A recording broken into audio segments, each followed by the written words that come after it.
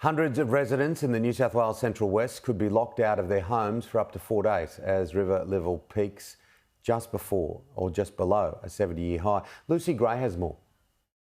The town of Forbes is well and truly in the flood zone as the local community prepares for the Lachlan River to peak at 10.8 metres, a height unseen since 1952. Fingers crossed that we don't reach that height, but at this stage that's the information we have. At least 9 major flood warnings are in place across the state's river systems. More than 1,000 people have been evacuated from their homes, and the SES has door-knocked more than 500 properties in Forbes alone. Last month was the wettest October on record in parts of New South Wales after 4 to 6 times the average rainfall fell across inland areas. While there are sunny skies at the moment, the floodwaters will be around for some time.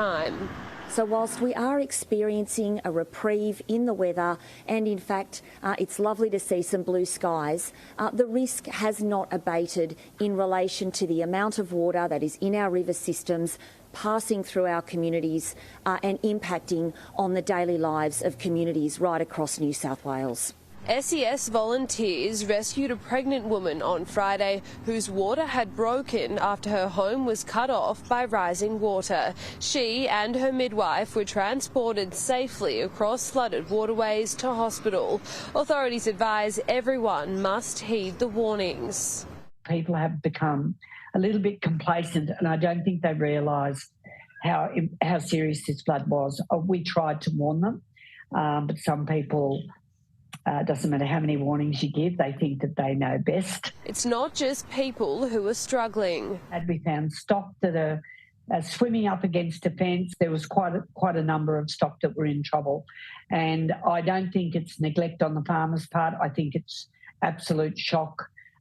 And they would never have seen water where they're seeing water. Wagga Wagga has also been badly affected for the first time in a decade. The Murrumbidgee River peaked at just under 9.8 metres on Friday.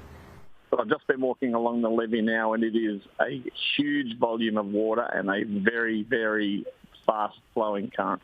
The information we got a few days ago at the public meeting was that it would be a long peak.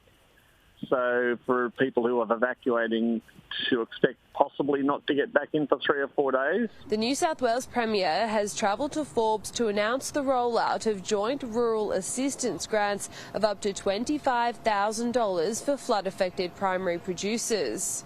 Already the Commonwealth and the state have come together for various aid assistances, and those packages will not only continue but they'll be extended, I'm sure, in the future.